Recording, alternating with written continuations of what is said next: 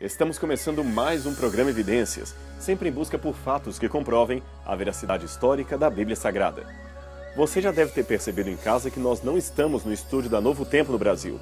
Continuamos ainda aqui na Andrews University, no Museu de Arqueologia Bíblica Siegfried Horn, numa série especial dedicada completamente a você. No programa de hoje, a doutora Constance Gain nos ofereceu gentilmente a sua sala para que pudéssemos gravar este programa e mostrar alguns artefatos em especial. Artefatos que nos ajudam a contar a história da Bíblia de acordo com o olhar dos arqueólogos, de acordo com aquilo que a Terra nos permite extrair acerca do passado.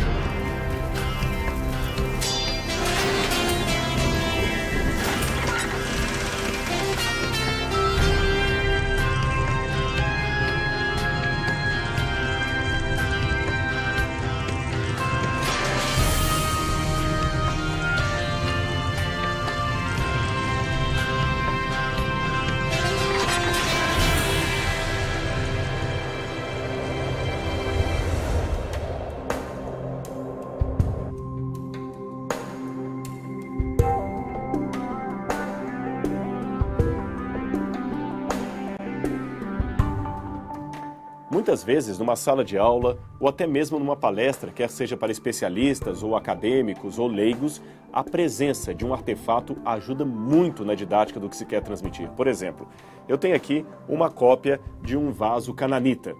Ele não é original, é claro, mas quando os alunos pegam um vaso desse na mão e têm a real dimensão de como seria o vaso original, como seria um vaso daquele tempo, ele tem uma ideia muito clara do que estamos contando. Talvez é até melhor do que apenas imaginar o objeto. Ele pode pegar, tocar, ter uma ideia do tamanho, do volume, e isto ajuda tremendamente para que ele possa reproduzir em sua mente, em seu consciente, aquela declaração, aquela imagem que a arqueologia quer reproduzir. Eu quero mostrar uma outra cópia para vocês. Nós temos aqui uma cópia da Pedra de Roseta com suas 3 inscrições, em hieroglífico, demótico e grego. A original dessa pedra está evidentemente no Museu de Londres, no Museu Britânico. Ela foi encontrada em 1798, segundo alguns 1799, pelos soldados de Napoleão Bonaparte. Quando você está dando uma aula sobre esta Pedra de Roseta e mostrando a importância dela para a arqueologia moderna, ter uma réplica desta pedra, ainda que seja num tamanho menor, como é o caso que apresentamos aqui, torna a aula, a palestra, muito mais didática para aqueles que estão ouvindo. Por isso, os arqueólogos se valem desses instrumentos para narrar a história que eles estão querendo ilustrar. Agora, já que estamos falando então de artefatos e sua relação com a Bíblia, deixe-me contar para você uma história, relembrá-lo na verdade. Você conhece a história de Neemias. Depois do cativeiro babilônico, já na época dos persas, Neemias tinha uma profissão muito importante diante do rei da Pérsia. E Neemias vai exercer um papel fundamental na restauração de Jerusalém. Deixe-me ler uma passagem da Bíblia com você. No mês de Nissan, no 20º ano do rei Artaxerxes, quando eu estava servindo o vinho, dei-o ao rei. Nunca antes eu tinha estado triste em sua presença.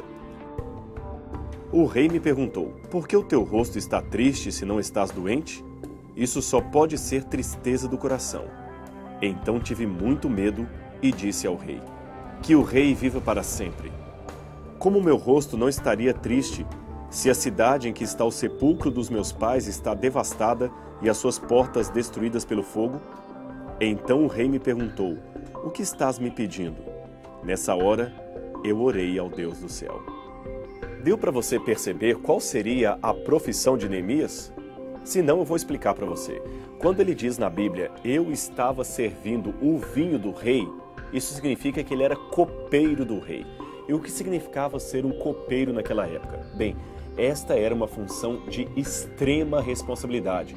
E certamente Neemias demonstrou seu caráter para o rei, porque o rei só confiava esta função a alguém que ele sabia que podia ter honestidade.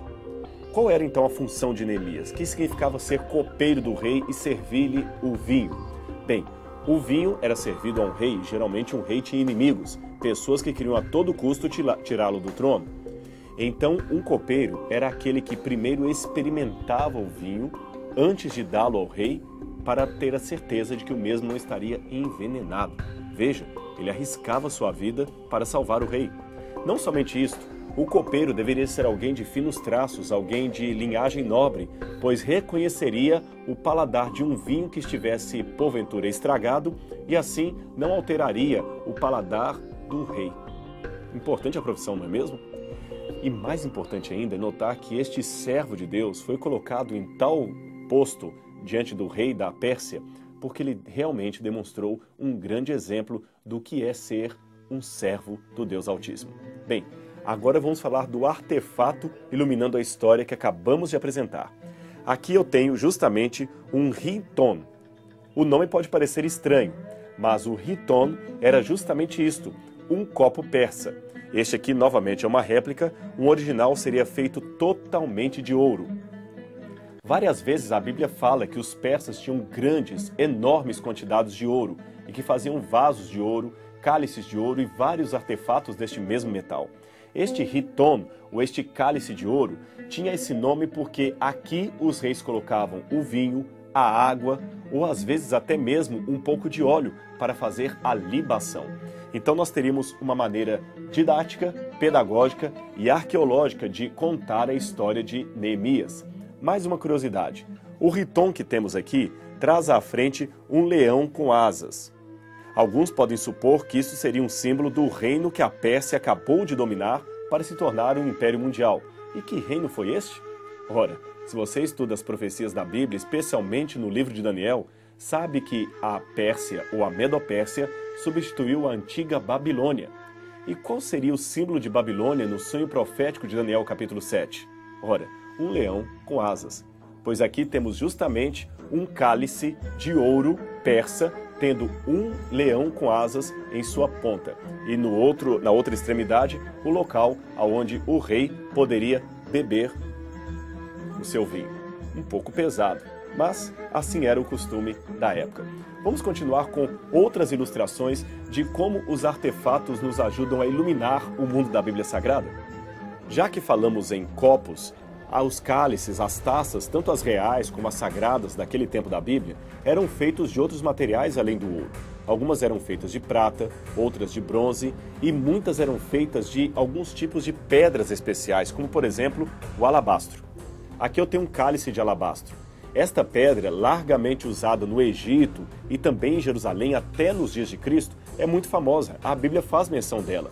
Por exemplo, num episódio que você certamente conhece, Jesus estaria na casa de Simão numa ceia, quando repentinamente uma mulher entrou com um vaso de alabastro contendo um perfume caríssimo e começou a derramar nos pés de Jesus. Você se lembra desse episódio? É claro que sim. Agora imagine se você estivesse naquela noite ali, quando todos estavam de repente sentados para comer e o ar é inundado com aquele aroma agradável de um perfume caríssimo. E Jesus ali é honrado como nunca antes, por uma mulher que sabia de fato o que significava ser perdoado.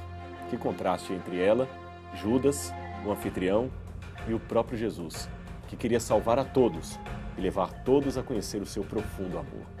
Sabe, não dá para falar desses episódios e da história sem um pouco de emoção na voz. Não dá para descrever isso de maneira fria. Afinal de contas, para nós que estamos trabalhando com a arqueologia bíblica, essa história é mais do que simplesmente a recordação de eventos de um passado longínquo. Não se trata disso. É a memória viva da história de alguém que amamos, o Senhor Jesus. Uma história que se faz presente através da nossa vida diária e através do seguimento que temos aos seus ensinamentos. Vamos agora falar um pouco de cronologia. Quando estamos apresentando um artefato para um grupo de alunos ou para um auditório que nos ouve, é importante deixar claro como aquela peça se encaixa ao longo da história. Na sequência dos eventos antigos, como aquela peça se encaixa, em que momento ela foi usada. Por isso, nós costumamos usar em arqueologia dois tipos de datação: a datação absoluta e a datação relativa.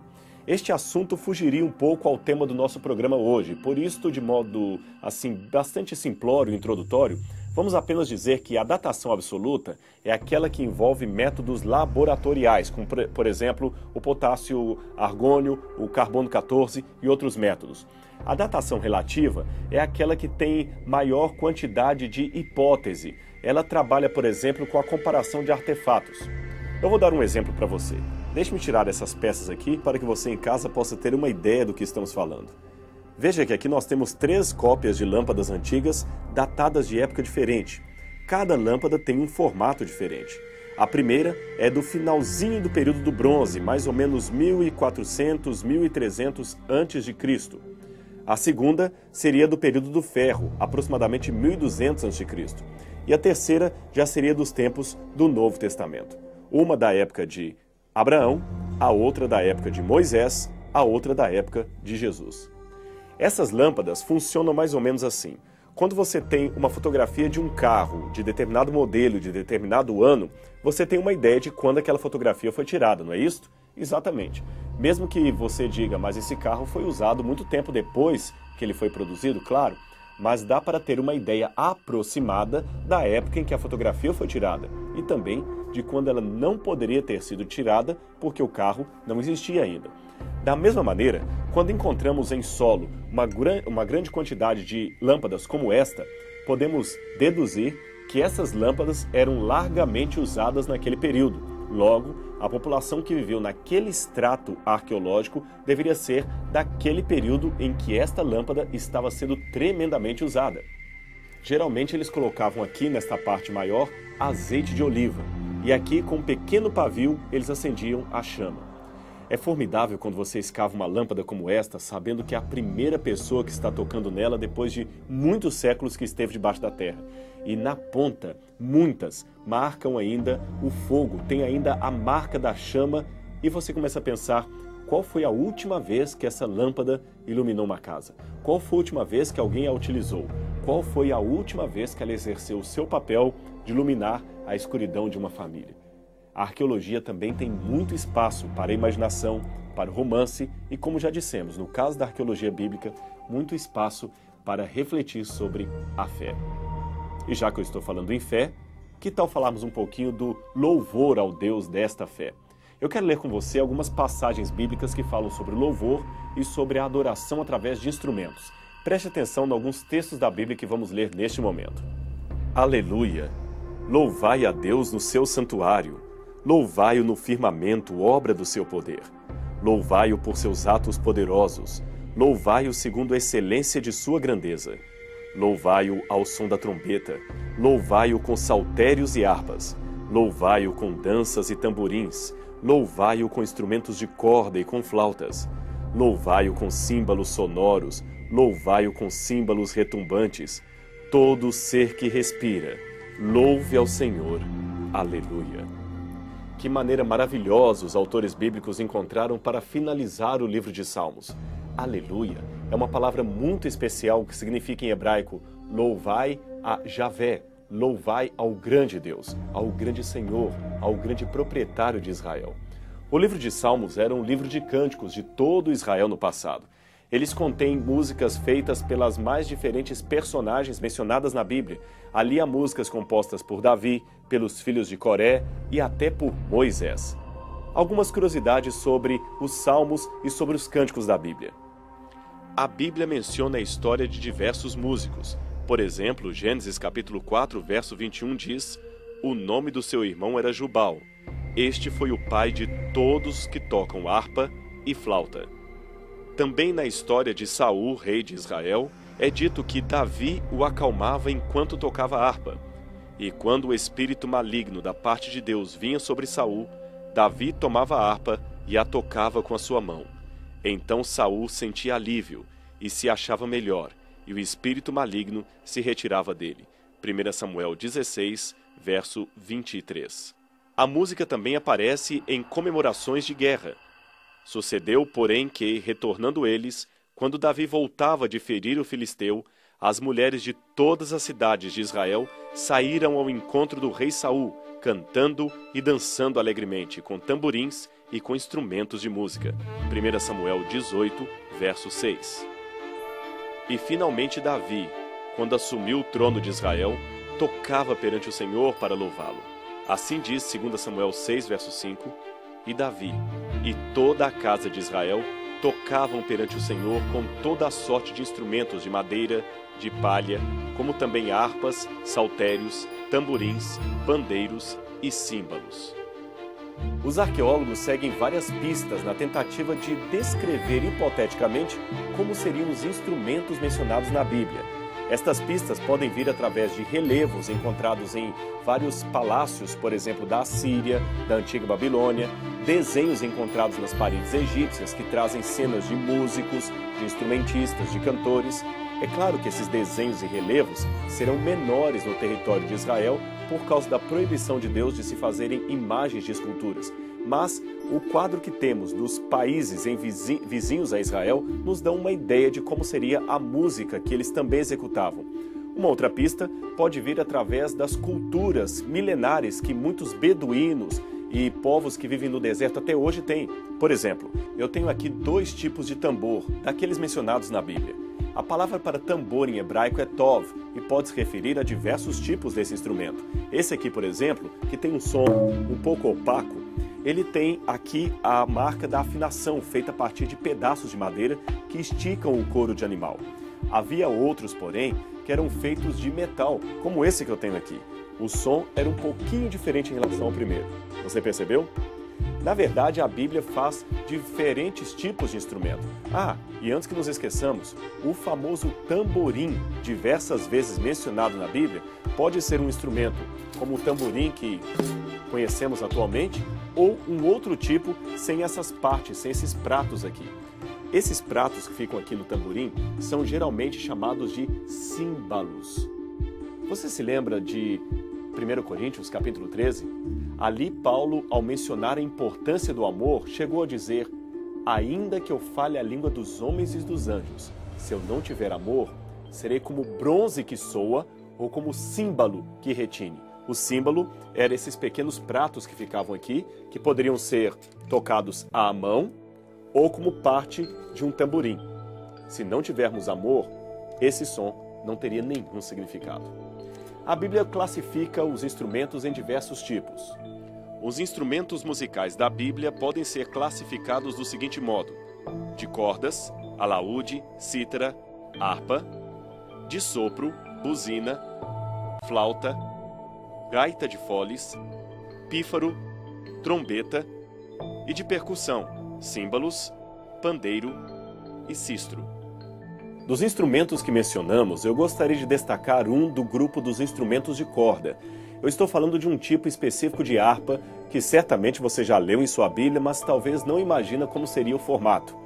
Eu estou falando do famoso saltério. Isto mesmo, o saltério era um tipo de harpa e bem diferente do que muitos imaginam. Ele mais se parecia com um moderno violino. Ele teria um arco, onde a pessoa tocaria mais ou menos aqui haveria cordas, evidentemente, e este era um instrumento que Davi muitas vezes tocou ao compor alguns de seus salmos. Aliás, sobre o nome saltério, deixe-me explicar a origem porque tem uma curiosidade aqui. O nome desse instrumento em hebraico é nebel, mas quando traduziram a Bíblia para o grego, traduziram nebel, o nome desse instrumento, como psalterion.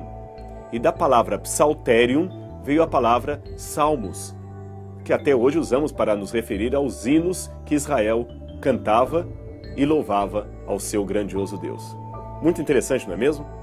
Agora, indo para o término do nosso programa, eu gostaria de mostrar mais algumas curiosidades para você.